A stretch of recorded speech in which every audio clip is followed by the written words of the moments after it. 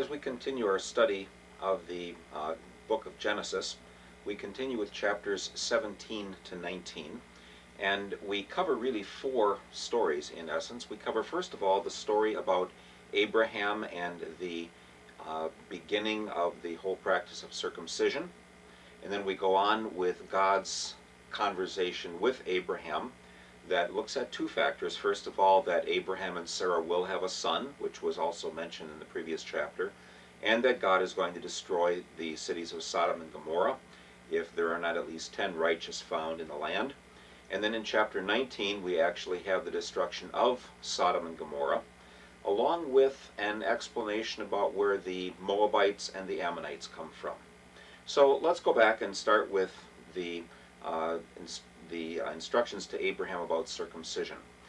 We don't know exactly why this practice was carried out in various parts of the world. It's known not just among the Jewish people, but also among other peoples at various times and places, though nobody quite around in that very area around Canaan had that practice. Something here must be connected with the whole concept of having children and bearing children, and something to note that the foreskin is the place from which the seed comes forth that will cause descendants to come. And we really don't know a whole lot more than that. There's a lot of speculation about what is all involved with this, but no one really knows for sure. It was a very ancient custom, and people in previous times seem to have done circumcising as well, based on depictions of nude figures in pyramids and such. The idea that we have here really is an idea that all of the males are going to be identified as specially part of the people of God. I have a little note to myself in the top of my Revised Standard Version Bible that I've used for years that says, maybe if God had told Abraham many years earlier to install or to start the rite of circumcision, maybe he wouldn't have had to wait so long to have Isaac. But here God says, okay, once you are all circumcised, you and everyone in your household, then you will be ready for me to give you a child. And it takes a little bit of time after this yet, after the story of the Sodom and Gomorrah events. But as this is now instituted, we note first of all that every male was to be circumcised on the 8th day. Some have made a connection to the practice of infant baptism, saying that this is an activity which God does, where he marks really the people who are his, and that the Jewish boys didn't have to wait until they were grown up before they decided whether they wanted to be part of the covenant people. They were part of the covenant people. And I think there's at least a helpful comparison when there are some people who say, well, we don't think we ought to have baptism until someone can make their own choice. That would deny the fact that because of original sin and because of our fallen will, that we would not be able to choose for God unless God had first of all come to us. Well, Abraham and his son Ishmael, who's 13 at this point, and all of those in his household, remember that there were 318 servants that he had back in chapter 14, they are all circumcised. Many people would see this as the beginning of bringing others within the Jewish family, and that would be the way in which God would bring a blessing to people. It is really at issue and at stake in the New Testament when there is a question about whether all of the believers, all of the Christians, would have to become circumcised first before they could be Christian. And you might remember the discussion that takes place in Acts 15 at the First Jerusalem Council, where Paul talks over whether or not the Gentile Christians are going to have to become Jewish first. And the answer is no. It's the same issue that's involved in the letter to the Galatians in southeastern Turkey, where Paul says, who's bewitched you that now you've gone back to having to have certain practices that make you qualified for God's love? And the tendency is there, what do I have to do for God? This activity of circumcision is not doing something to qualify. It is something that simply says everyone who is part of this covenant people is marked by God. It's not quite the same as a um, kind of a thing that we would have today with our baptism and Holy Communion with our sacraments. It is not a sacred action in quite the same way, and yet it very definitely says those who are in the body of believers are marked thus, that the males are marked thus. There is no biblical practice of circumcising females, though that is done also in modern cultures, sometimes in an effort to say that this will take away some of the desire on the part of the women. And some Jewish cults practice female circumcision as well, but there's nothing in the Bible about that. Um, what we find, though, is as God installs or institutes this kind of circumcision, he is once again promising Abraham, though Abraham is 100 and his wife is 90, that he is going to have a child, and it's not going to be Ishmael. That's stated very clearly. God says, no, there'll be a child, you'll call his name Isaac. And that then is the third stage, really, in this chapter in the promises that God makes to Abraham. God comes to Abraham first in chapter 12 and says, leave your country and your father's house and go to the land that I will show you. Then in chapter 15, he takes him out and shows him all the stars of the heavens and makes that covenant where that fire pot comes flying through in the middle, and God obligates himself. And now a third stage where circumcision is also built into the relationship as a special mark for those who are part of the covenant people. And it's promised that God will watch over this people and that the covenant will be an everlasting one. We've looked at this a little bit in terms of what we see in Romans 9 to 11. But regardless of what else is going on, God says, I never change my promise that I will bring a blessing to you.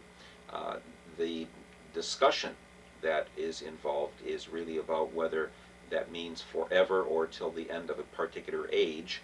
And the New Testament would sort of suggest that the end of this age that begins with Abraham comes with Christ. And that's the way Paul seems to talk, so that the promises do not fall away where they are not any longer applicable to the Jewish people, but that they're expanded so that you don't just have a particular country or land, but that eternal life and what we call heaven would be sort of the much bigger version of that. Anyway, in chapter 18 then, we have this very strange depiction of three figures who are walking by the oaks of Mamre, and we might note that there are certain places where trees are very important, and here at the time of Abraham there are there's a tree there at the oak of Mamre, right near Hebron, near where Abraham was eventually buried. Sometimes people connected trees with places for teaching, and the word Morah, the oaks of, at Morah, which is right near there, means the word for teaching. And we don't know exactly what Abraham's role is in this community, but he sees some strangers walking by, and we find now this kind of a care for those whom one does not know. It would be very easy to let someone who is a stranger walk by on the other side. And we find a little bit here in a very good sense about the heart of Abraham, who sees strangers, much like Lot, who sees strangers and welcomes them into his home. And as Abraham sees these men, he says, stop, and they prepare a meal, and he realizes that there are human figures who are speaking to him for God. There's nothing in the text here that suggests that the one who stays is Jesus already taking on a human form in the Old Testament, though that has been suggested at times.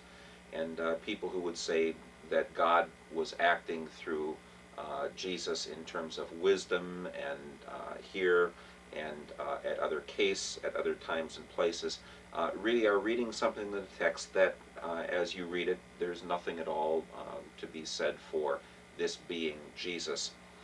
We find a kind of an uncomfortable relationship that we'll see again, whether it is God himself that speaks or human figures, whether God comes through a human form and just apparently is human, or whether these are real human beings through whom God speaks as one might speak through a prophet in later times. But very definitely Abraham is aware of the fact that his God is talking to him through this, unlike a vision that he might have in chapter 15. And the discussion, first of all, revolves around the fact that Abraham and Sarah will indeed have a child. The tension that's been going all the way through the story until now. Will God keep his promise? For us, it's just a very few chapters and just 1 week of study. But for Abraham, it was something that lasted over a quarter of a century. And those who have waited for a long time for something can very easily give up on it. Abraham had left his country and his father's house. He has many descendants, or many people in his household, but his only descendant is Ishmael, and God says, no, you and Sarah will have a child. And finally then we have this little bit about the laughing, because the word Yitzhak, from which the word Isaac comes, is the word for laughing or having a real joke on someone. And by this point already, the ages are coming closer to the ages we're used to, and everyone would have laughed to hear that a 90-year-old lady who'd never had a baby before was all of a sudden pregnant. When this laughing takes place, Sarah denies that she laughed, and we have this kind of uneasy tension that gets into the story as well about whether or not they really do believe it, and whether this is something to be trusted. Obviously, as I've kind of said a little bit with tongue-in-cheek before, the only thing that Abraham was to do once he got into the land was try to get his wife pregnant, and if she wasn't pregnant, then he was to keep trying. That was what God told him would happen, and he was to be faithful to the promises of God. This is not a kind of a birth on the similar level as Jesus being born of a Virgin Mary. This is a man and a woman who are going to have a child together, and God says, even though you've tried to come up with other ideas, I'm the one who has said you and your wife will have a baby, and I want everyone to know that it has happened in a way where everyone will know this is a miraculous child. This is one who has come by the gift of God and not simply by human desire. So anyway, after the assurance of this child that is going to be born within a year or so, at the springtime of the next year, then we have the discussion with the one figure who remains while the other two go on, the discussion where God says, am I to tell Abraham what I'm going to do? And Abraham, again, showing the side of care and concern, even for people whom he obviously knew were wicked as well, pleads that if there are only 10 righteous in the city, that God would spare the city. To be sure, he is thinking about his nephew Abraham, or his nephew Lot, and Mrs. Lot, and the two Lot girls. Their names are not mentioned, and he's hoping maybe that there is someone else. I think it's instructive here also to recognize that we usually think in terms of, well, there must be some nice people, and there are people whom God would like because they're kind and loving. But the real point of the story is that God says here, there are no righteous ones. There are none at all who are righteous before him. None at all who are at peace with him. Every human curved in on self is going to be under the power of that condemnation and that wrath of God. And there is no point at which God says it's okay to just accept people as they are.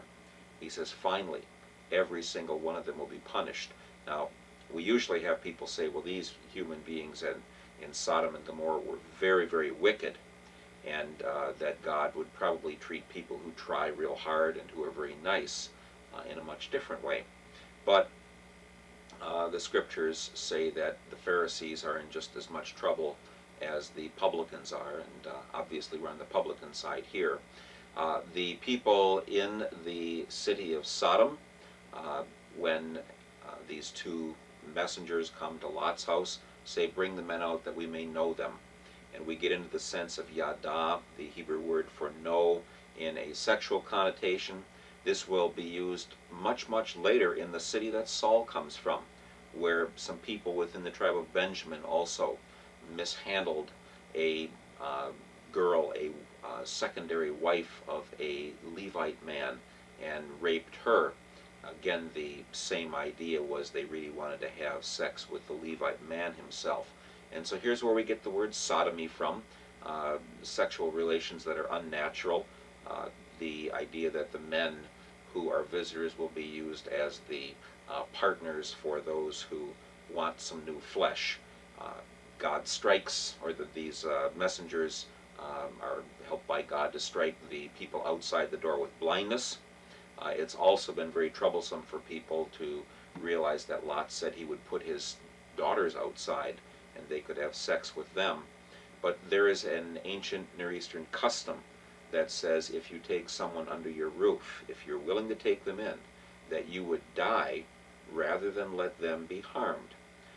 In a very nice sense, this is the same thing that God does for us when he says, I've brought you into my house, I want you with me, and I would die rather than let you be harmed, which is exactly what happens. Now, that's sort of like a shadow of things to come, not a definite prediction or anything like that. But as the messengers say to Lot that he is to leave, God is showing here, not like the flood where every human was wiped out, but in the case of these wicked people, that he was going to let them have the consequences of their own wicked behavior. You might remember that these people of Sodom and Gomorrah and Admah and Zeboim and Zoar, those 5 cities, were the people whom Abraham had rescued. God had been merciful to these people, and it's not even here as if somehow God just came blasting his way in and just decided to punish them. They had experienced mercy and then turned it around and said to Lot, you're a stranger here, why in the world should we listen to you? Who do you think you are anyway? Not remembering any longer that it was Lot's relative who had kept all of them from being slaves in a faraway country. So in a certain sense here as well, it is a rejection of God's mercy to the people through Abraham, which is now catching up with them. Just like the chance that Pharaoh had when Abraham was down in Egypt, when he throws Abraham out, instead of seeing that this is someone through whom God can work. Later the people of Egypt also are going to have that same problem come back around and catch them. Lot's son-in-laws don't think much of the deal.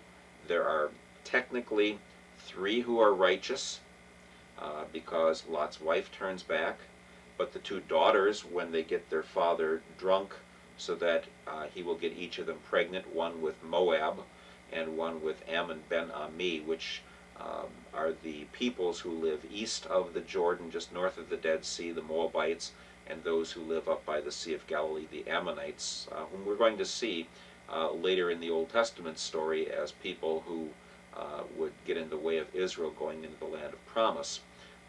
The daughters really don't appear very righteous either, deciding that they will get their father to get them pregnant so that they can have descendants, since no other man would ever get married to them. And in some ways Lot doesn't seem very righteous in that he lets his daughters get him drunk. So really this is not exactly a high point. It's sort of like even those who were seen to be sort of righteous. Lot's wife dies. The 2 son-in-laws stay and are destroyed in the conflagration. Lot himself and the 2 daughters don't come off very well. But in this whole story, once again, we find out that God's mercy is not based on people who are righteous and deserve it, but it's based on those with whom God simply is going to act in spite of what they have done. The archaeological record has not turned anything up for the cities of Sodom and Gomorrah. It has usually been suggested that the cities were at the southern end of the Dead Sea, where the land is a little bit flatter and it's not so deep. And I've not heard anything recently, but the Dead Sea is actually drying up. The waters are being diverted by both the country of Israel and now the country of Jordan, so that very little water is going into the Dead Sea anymore, and the waters are going down.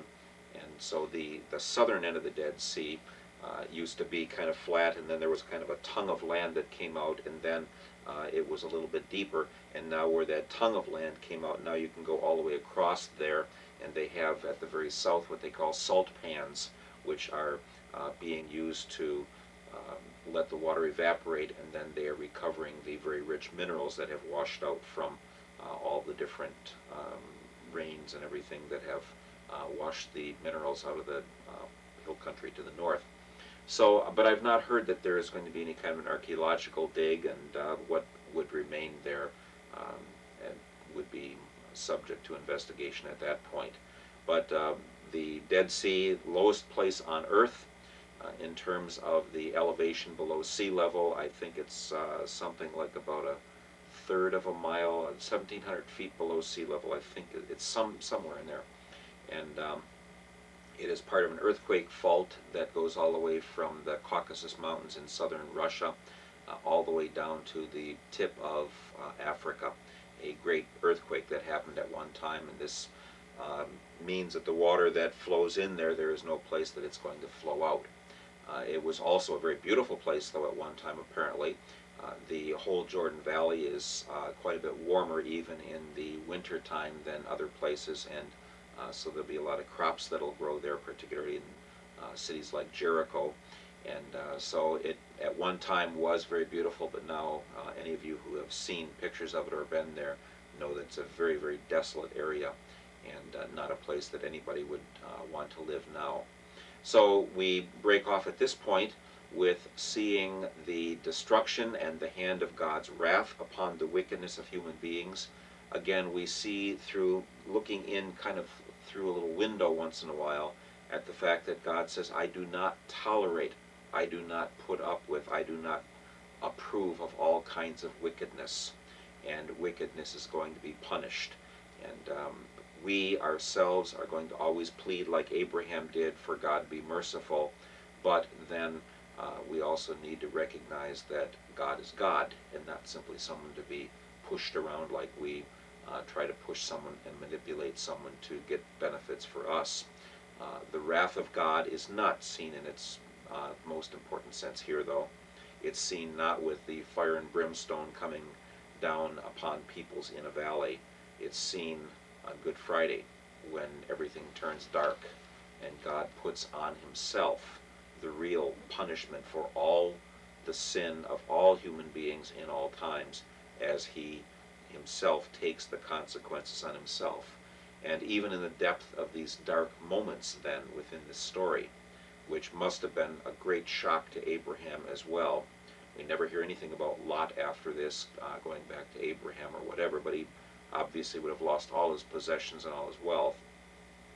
Even at this time, there is the promise that God says, I'll be with you and I'll bless you. And even in those dark times, then Abraham can hold on to the fact that God had talked with him openly, had shared with him what was up, and had let him know that people are not going to be blessed by God because of their worth, and that that'll be just by his grace, but that there are also those who in their wickedness can bring trouble on themselves and on many others.